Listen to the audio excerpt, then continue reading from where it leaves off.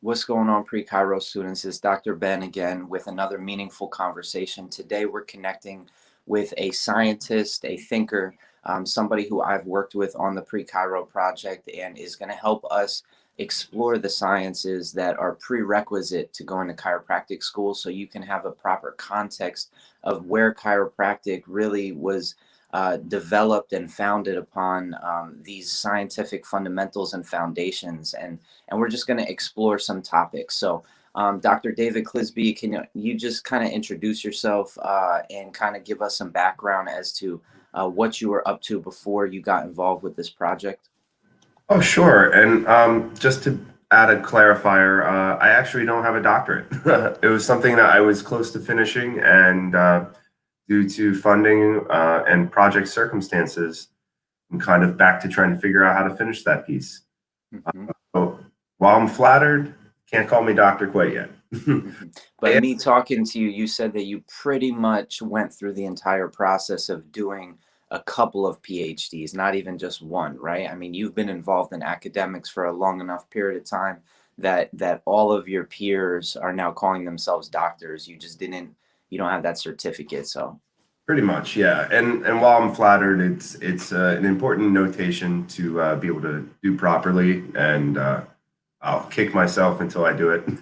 I Mhm. have been studying in postgraduate academia for 15 years, give or take. So it's not nothing. I'm Mhm. a lecturer at Temple University. I've been a lecturer at Westchester University in the field of biomechanics and motor control, neuroscience of learning. So Mhm. this is something I'm really kind of into. I also have spent about 30, well, I'm 37, so I guess I spent about 35 years as a chiropractic patient. Mhm. I came up as a chiropractic patient, didn't really know what I was really going through until I was older, Mhm. began to appreciate it. And then as I went to biomechanics, I worked at a chiropractic clinic for 2 years.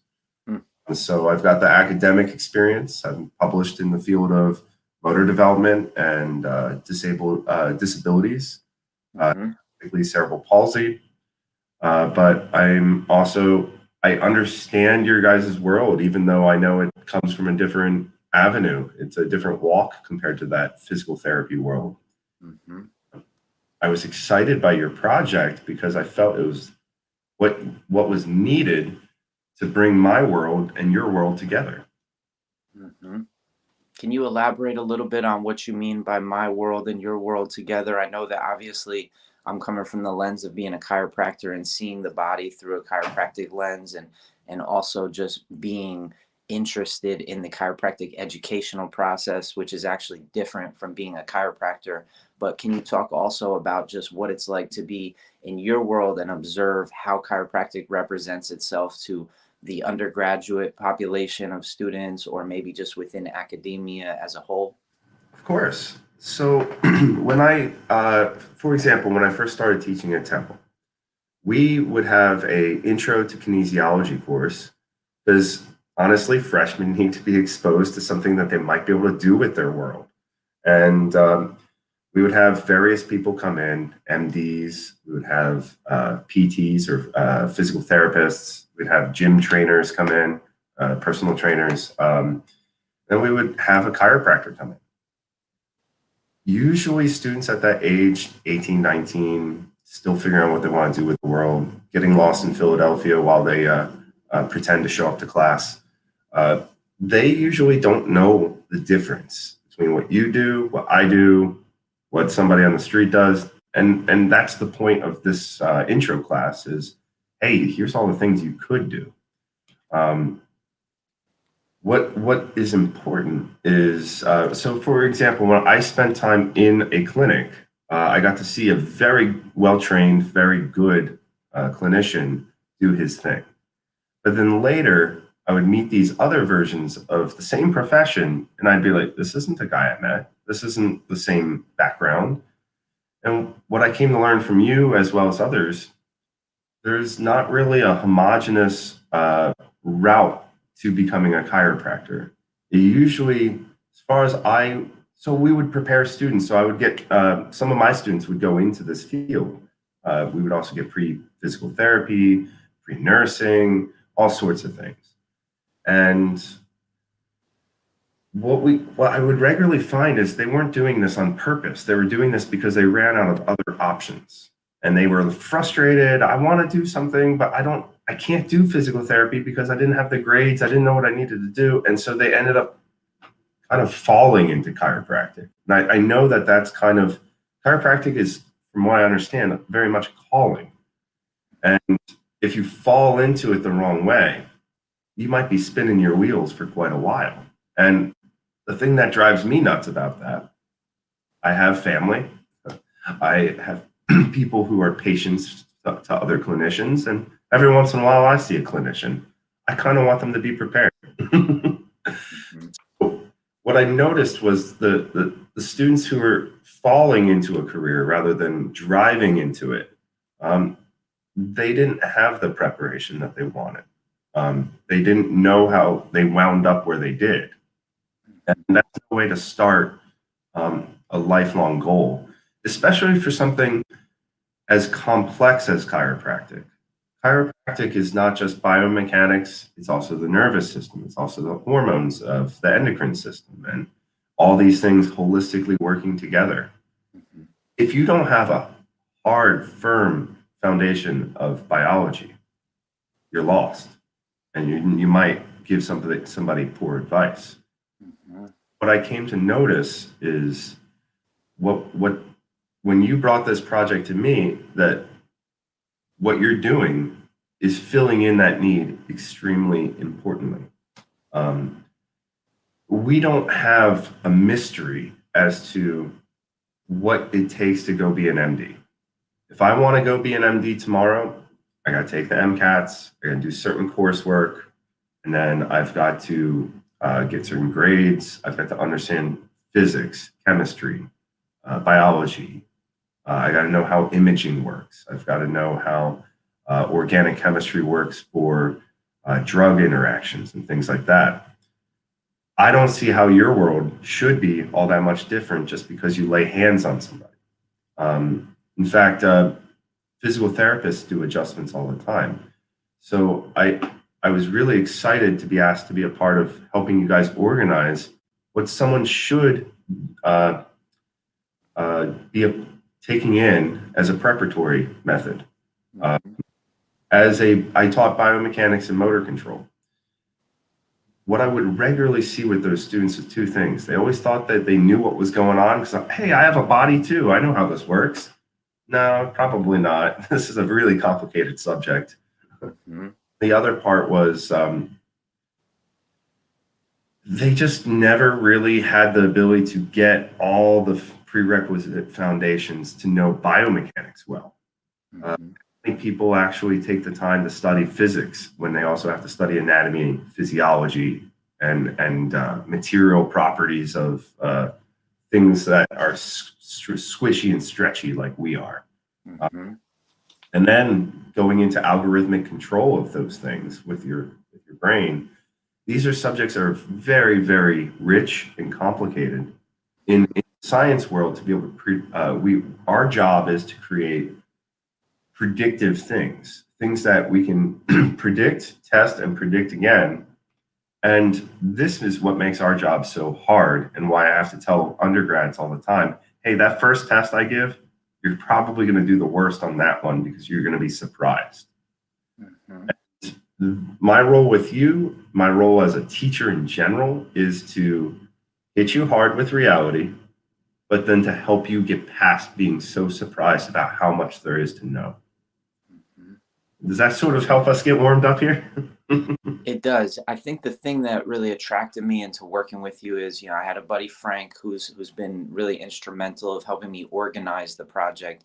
And you, having been a kinesiology department chair and also doing your own research, you have a lens of how do we package something so that it can actually get a stamp of accreditation, or how can we package it so that the learner can really move through it in a systematic way and achieve the objectives that we want them to achieve. So I really tasked you with, how do we wrap the sciences that an undergraduate student needs to fulfill their prerequisites in the chemistry, organic chemistry, physics, and biology?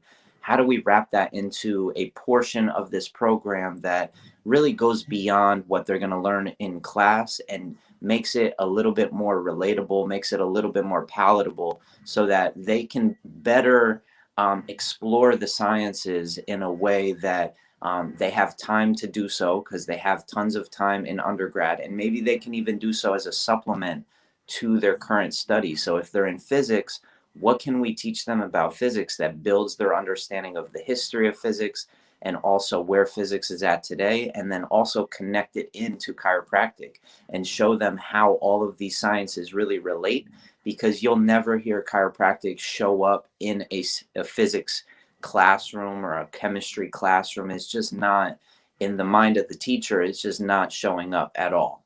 But we know as chiropractors that the human existence relates to all these sciences, and the better that you can relate to these sciences, the better that chiropractic school will really prepare you to understand what it's like to work with the physics of the human biomechanics or human motor control or coordination, all of these different sciences that we take in chiropractic school, but we don't really hear about until we get there, and we don't know why we're taking them. And so it's really an attempt to get chiropractic schools to level up their science education as well, because I think that if we have students coming in with a certain elevated standard of understanding and competency, that the schools will have no choice but to say, wow, this is the new prerequisite knowledge that pre-Chiro students are gaining.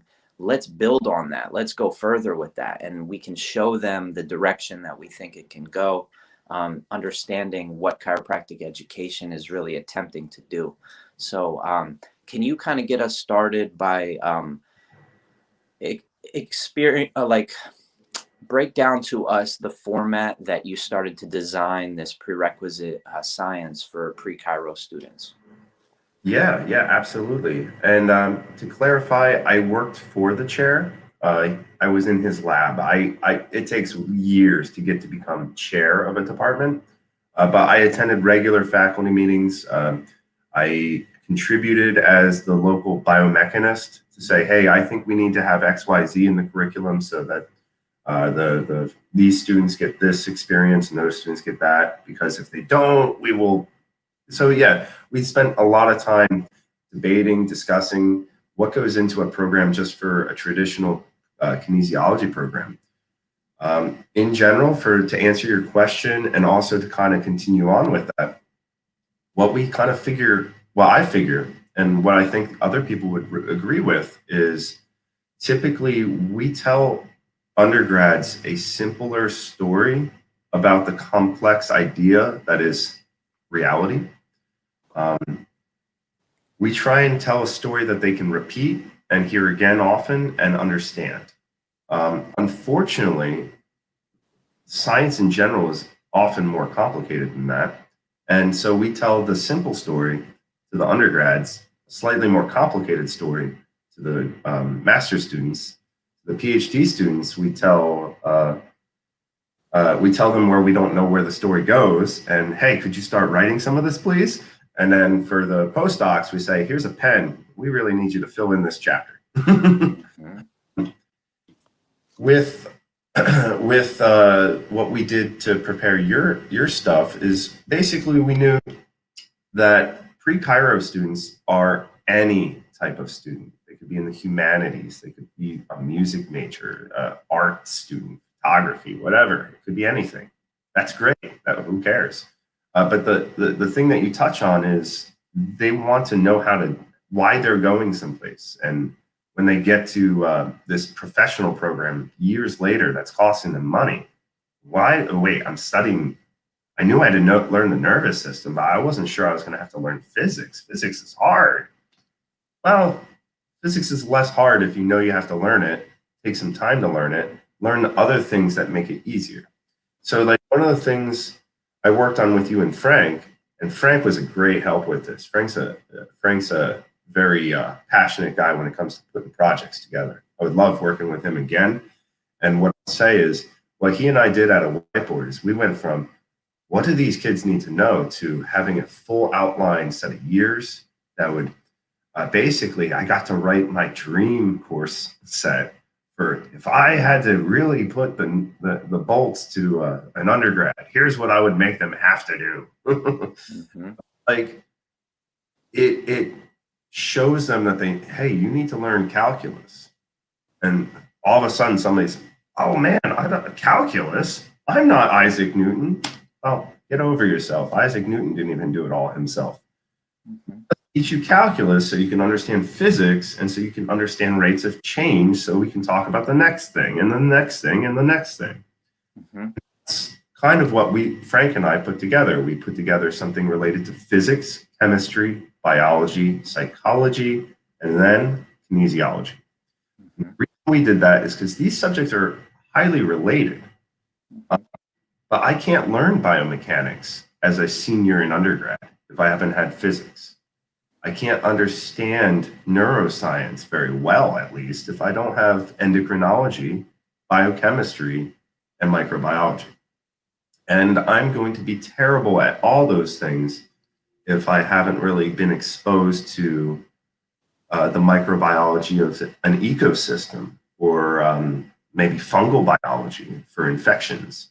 So if you just kind of look at things like maybe an MCAT prep course or things like that, hitting all these subjects, there's no reason why your group wouldn't, because you're dealing with the same problems. The only thing that was different between what we were trying to set up for you guys and what would be traditionally set up for a pre-med student or something was we knew that these kids wouldn't be doing this as their full time, because typically that's not the path of a Chiro student. We knew that they might be having to fill in gaps because it might not be their major. And we knew that they would have to do shadowing and practicums and things like that. Mm-hmm. We wanted to kind of give them their own roadmap. Say, hey, I don't care what major you're in today. Here's how you can take where you are today. If you learn all these things, you can go there later and make it a part of your journey. Mm-hmm. You won't be bad at it either. One of the things I learned from you, and I kind of suspected this myself as well from my experience, is that there's a lot of variation in how chiropractic students graduate skill-wise. Some of them are great. It's like you give them a book, they absorb all of it. It's not an issue. But some people really do need these roadmaps to be able to become great, because nobody's born with an instant knowledge of what they have to do to be good at something. Mm-hmm. And so we kind of paired that with different chapters in a kind of like a user manual for how to get from point A to point B. It would involve undergrad work. So what you would have to do while you're still an undergraduate student, so you're not a professional student. Mm-hmm. It would involve work between undergrad and applying to school. So basically, there's always stuff that's not academic in a sincere sense, but still requires like that shadowing procedures for putting so many hours, seeing where you need to be. If you've never spent time in a clinic, get your butt in a clinic. Mm-hmm. And You know I whether think it's important to make this distinction right now. Chiropractic school is a science-based curriculum. Most of the courses you take are in those sciences that you just touched on.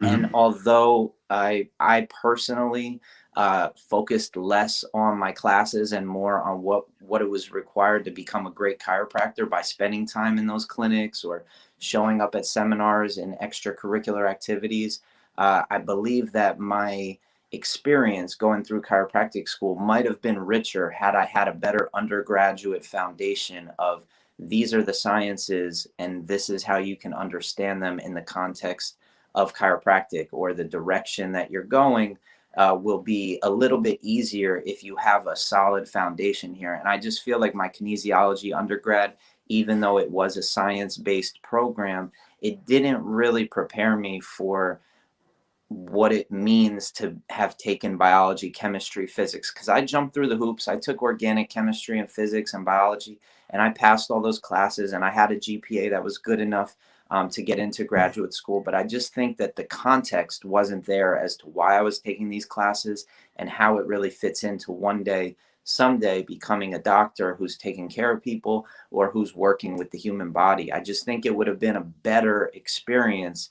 So I think that the work that you're doing is really important, because when I asked you to get involved with this, I was coming really strong with chiropractic and like, what does it take to be a great chiropractor? But I wasn't very strong with what does it take to get through a chiropractic program. I often like to say it's easy to get into chiropractic school. It's really difficult to make it through chiropractic school. And it's even more difficult to be a great chiropractor and be successful in the real world.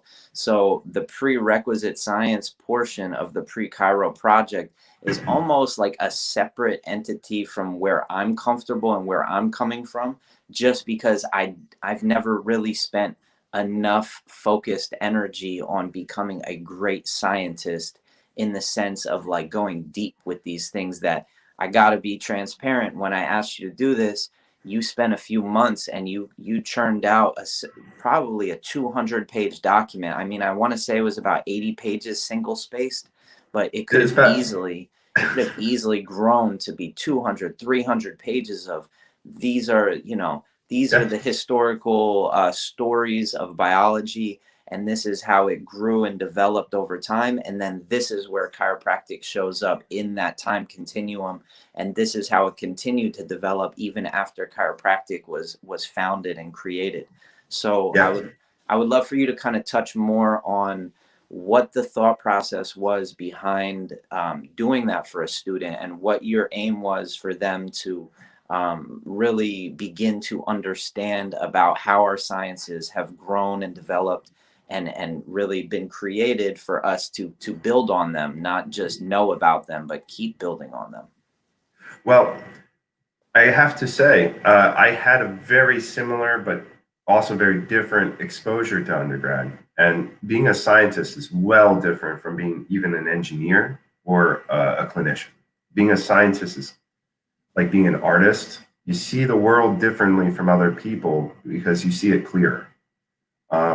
But that doesn't come overnight. It does come from a sincere square through a round hole, and until you get it through there. In a similar sense to what you were saying about, it doesn't take a lot as much to become interested in science.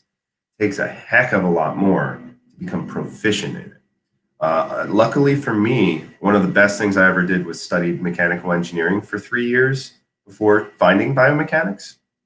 So I had probably one of the hardest physical science concepts drilled into my head with regards to mathematics and material properties and things of just physical nature.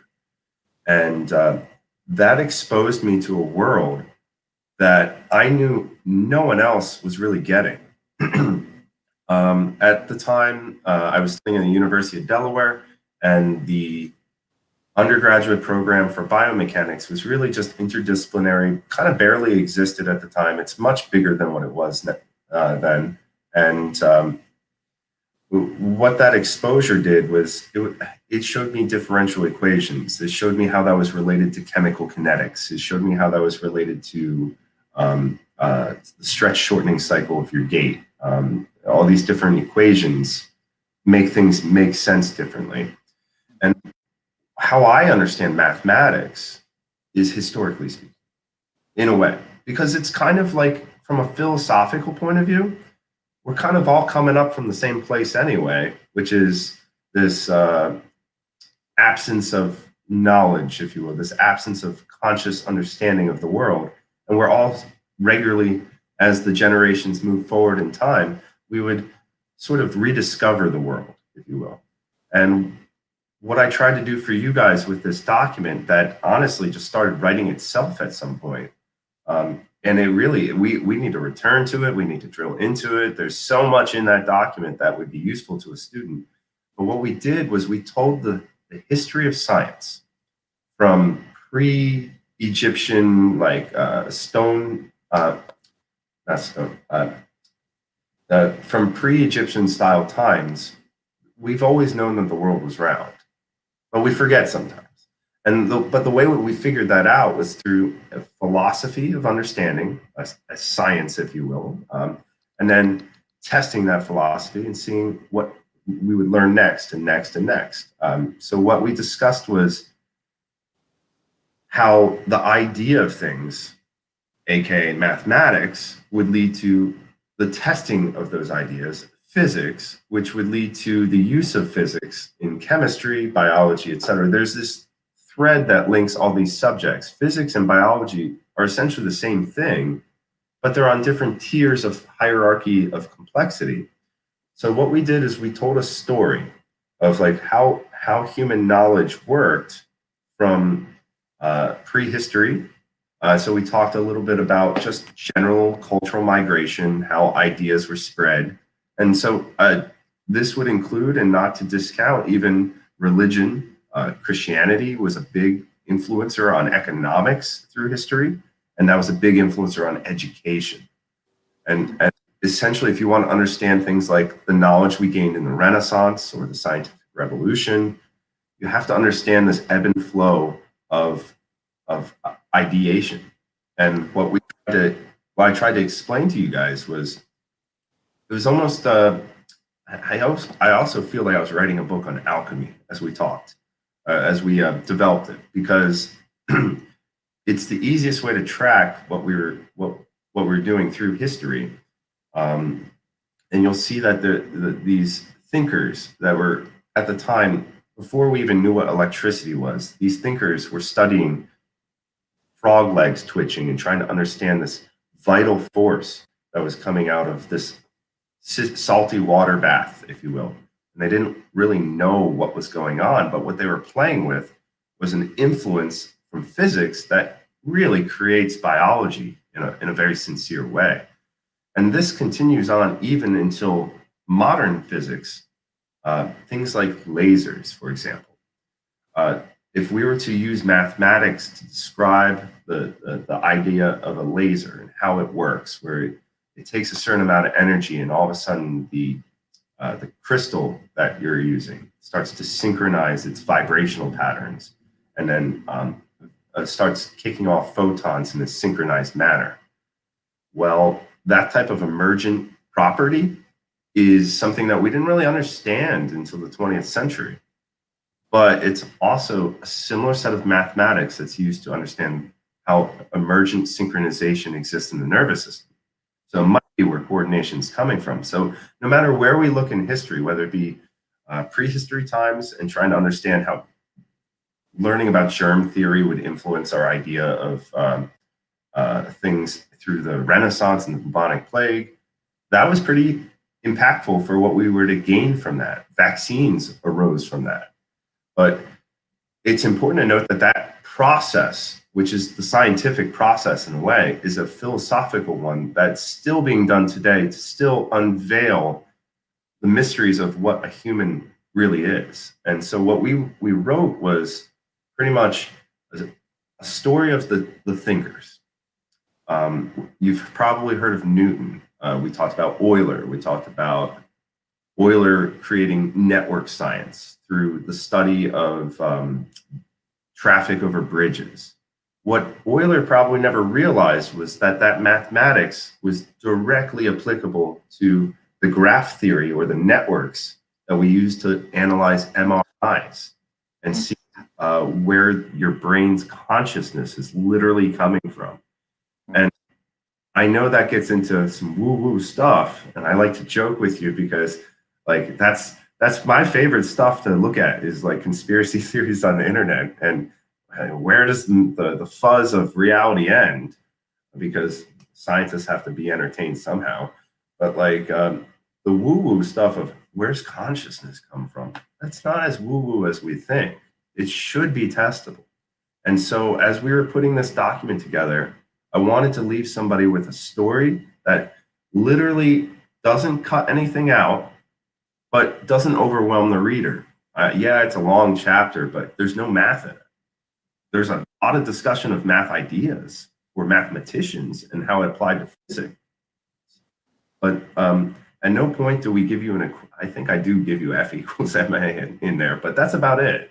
You don't have to have had any prerequisites to hear about the story. At the point is, if you do this in early undergrad and you're exposed to the fact that Gauss created this idea of mathematics that's directly related to electromagnetism, it's a lot easier to go look it up later. And that was kind of what we were trying to do, whether it be physics of lasers or how did we figure out that the world was round. These are all things that we use with a scientific process that you should be exposed to so you can learn how other people did things and how you can do them too. Mm-hmm. And then the idea was, once you read that tome of a book that we were putting together, you should be able to follow our curriculum guide, which involved undergrad, between undergrad and professional school, and then getting your career going. Mm-hmm. This initial primer it's meant to be was to give you enough of an understanding that even if you didn't go with the rest of our program, you could go to the library, check out as many books as you want to be Matt Damon in that Good Will Hunting movie. Mm-hmm. Learn everything on your own, and then you would be much better when it comes to knowledge of. Mm-hmm.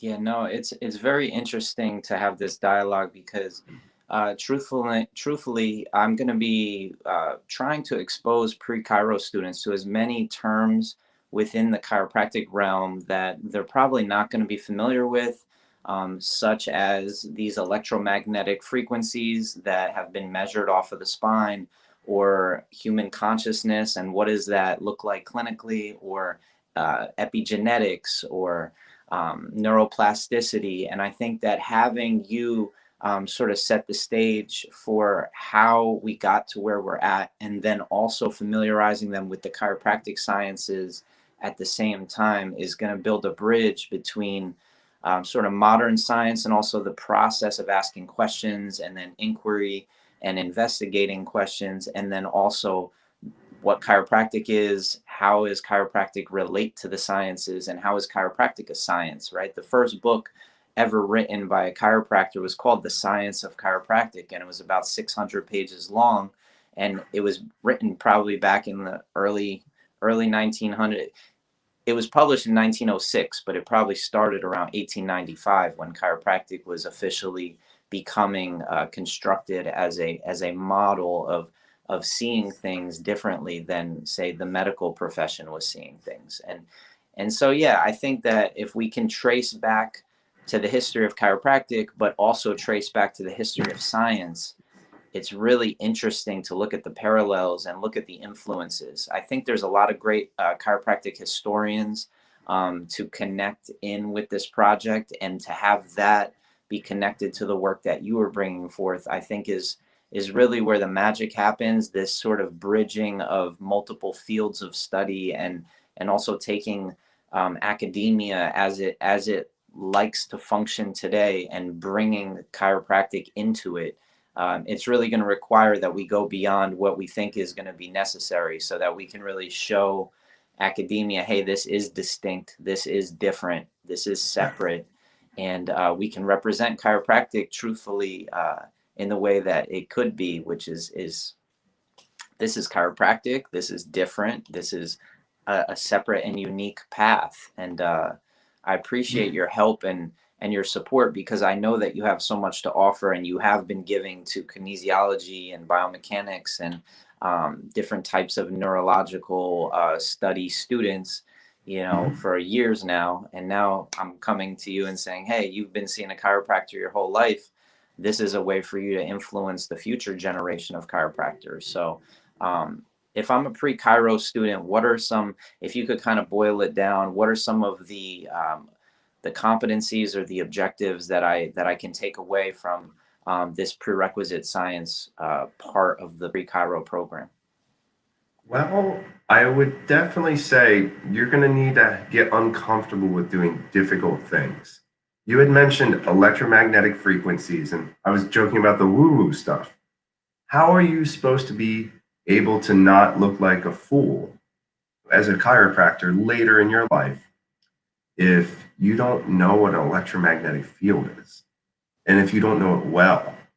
Because we use radiation, we use electromagnetics regularly now in the medical field. We use it in research as well as application. And so if one of your patients comes to you and asks you certain questions, or let's say you're exposed, so the beauty of chiropractic is its holism. The fact that it looks at you as a full organism that is not separated from its systems. And the important thing about that is that's very, very difficult. That's way more difficult than a medical doctor should be doing, unless they're extremely talented as well, because this is one of the most complicated instruments on the planet, if not the most complicated. How our system is organized is extremely difficult to describe well, because like what we're talking about are things related to consciousness, for example. If one of your patients starts asking about consciousness, you could very accidentally fall into a territory where you're promoting something that's just not even supportable. And so what I'm trying to say is you want to learn as much as the hard sciences as there is available, because there will always be an edge to what we know there. And if you don't know what the edge to what we know as science is, you should be very careful about taking philosophy and applying it to medicine of any kind. Whether it be personal training, physical therapy, or you don't want to take chances with these things. So what I think a chiropractic student should do more than anything is to challenge that alternative stuff with science. Not because the alternative stuff is wrong. I've seen stuff in a chiropractic clinic I can't explain yet. There's definitely benefits that aren't really accounted for in published journals, but that shouldn't be. But what I will say is trying to explain it with the wrong things is only going to end up hurting somebody or making you look like you're bad at your job. So don't discount learning calculus to learn physics. Don't discount the value of organic chemistry or the value of those, traditionally challenging subjects that people like generally romanticize as, oh, that was so difficult. Get over it. It's supposed to be hard. It's also not the hardest thing you'll ever come across. Keep challenging yourself, because once you find that edge of reality with science, you know where philosophy and science are different. What we did with that chapter is we took an idea of philosophy and we showed you how science emerged from philosophy. Medicine emerged from science, or from humanism. We all want to take care of each other, but we want to do it better and better. We have to make sure we can't go beyond the data. If you go beyond the data, you're starting to apply philosophy in a way that's not working, and you don't have any way to check it. So make sure you challenge yourself. Study the alternative stuff. Study Eastern stuff. It's important, but understand that we might not have the scientific tools yet, but the only way we will get there is if you're an expert at physics, if you're an expert at chemistry, expert at microbiology. Why? Because these things still exist, even if it's not your specialty, and your patients are going to have questions. Your colleagues are going to have questions. You're going to be working with MDs. People are going to be on medicines, going through treatments, and you have to understand that if you say something that makes you appear ignorant, or if you misadvise a patient to the point where their MD says, hey, you probably shouldn't be going to that guy anymore. He's giving you weird advice. You don't want to be that chiropractor. You want to be the kind of chiropractor that's interdisciplinary. You want to be the kind of chiropractor who's invited to the MD's place, invited to the physical therapy's place, because they see a value in what you do and you see a value in what they do, and you know your role and where it fits in the scientific, clinical realm that is taking care of another human.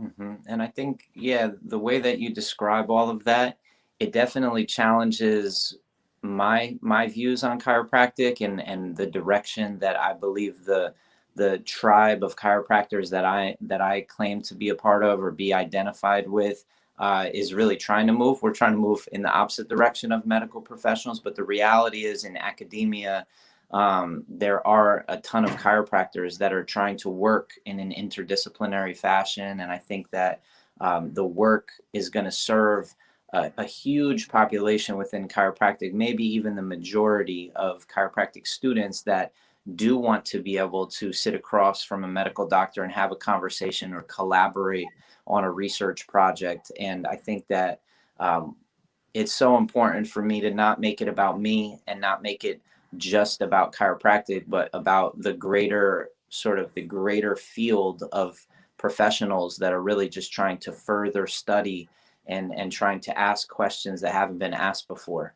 And so, Yeah, mhm, one thing I would say is I'm a big fan of DOs as well, mhm, for their holistic systemic approach. mhm, I think that you guys have a great value that you bring when you do your job well.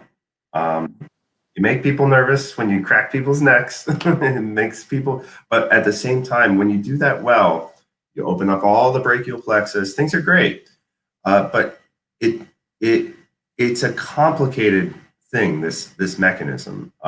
If we don't know where your boundaries end, we don't know where the other clinicians' boundaries begin. And I've always been pushing on you guys to interact more with those communities rather than less, mostly because they're not going away and you guys aren't going away.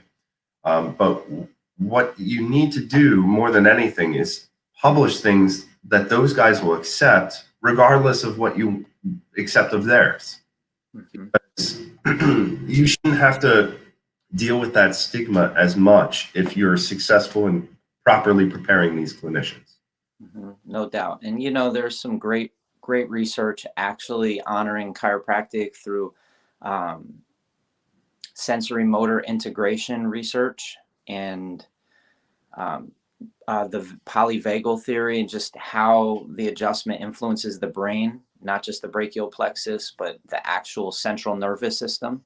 I think historically it was said that there was a lot of research in chiropractic on the peripheral nervous system, and now we have more research on the central nervous system influences on the adjustment, and that opens up a whole world to somebody who's a neuroscientist or Yeah, somebody who's really in the research that's a great example. That is a perfect example. That's something that we were talking about earlier with understanding how laser mathematics allowed us to understand synchronization techniques. That's only MRI stuff that we've known probably for like the last 10 years or maybe slightly longer, but we have not had access to that stuff. Philosophically, we've been driven in that direction. We're now starting to be able to test these things. For all we know, you guys were right the whole time about everything. I wouldn't go that far, but you get my point. And if if if you guys do the work, if you guys do the research well enough that you can have a neuroscientist check the work, you might learn immensely about what you've been doing right and what you've been doing wrong over the years. I can't imagine that a farmer in Iowa knew everything that there was to know just because he got pretty far along with figuring something out. Um, I think that the more you guys show the rigor that would be what would be required to understand all the physics and the nature of things to be able to describe MRI data and have that linked to an adjustment. And that's not something that's really doable in research today because of its complexity. But if you guys keep driving the field in that direction, there's that consciousness question is no longer be a woo-woo thing. That's gonna be a real thing. And it will be testable, it will be understood, and your field will be immensely better off for it. Mhm. Yeah, no, I think there's so many different little groups in chiropractic that are going in directions like that of doing research, but also from a clinical standpoint, they're trying to teach chiropractors how to interpret MRIs and how to look at a flexion extension x-ray and measure to the millimeter the amount of joint instability, and then show through X amount of adjustments how we're able to create more stability in the spine. And there's so many people that are evidence-based that are really just trying to focus on what evidence do we have and what don't we have, and how we can move in the direction of developing more clinical research that shows exactly what the benefits of getting a series of chiropractic adjustments are after a car accident, after a brain trauma, after a stroke, after all of these different situations that arise clinically for medical doctors that they don't really have great answers for. And so I think that that part of the profession is going to do really well in getting their feet into different doors. But when you mention the DOs back in the 70s and 80s, the profession looked a lot different then than it does now in regards to the consciousness. I'll just use that word, or the clinical perceptual lens that a clinician is viewing the human body then compared to now. I think it's really morphed, and I think that's the risk that chiropractic runs, of trying to gain acceptance and trying to work in a way that the other professions want us to work, so that we can be identified based on what's available based on their standards. And not that that's wrong, and that's going to happen, and that's been happening for decades. But at the same time, I think for a pre-Chiro student, just being clear on how we're separate and distinct is a more important piece, just to the student who's about to invest $200,000 in a program and doesn't really know what the program is going to offer them, or what being a chiropractor really means. Granted, everything you've said on this conversation, I think, speaks to the heart of so many different people who are going into chiropractic school today. Oh, yeah. And I think that it's going to do a great thing to really level up the standard of these individuals who are science oriented, who want to work in academia or do research or be clinicians that are evidence informed. So it's all important. It's really just making the process a little bit better for everybody involved, and that's going to make a big sort of ripple effect, I think, over the incoming years. So anyway, we could keep talking. We can keep talking. Why don't you kind of give us sort of one more message based on everything I just said, maybe respond to me, and then we can have a follow-up conversation. Absolutely.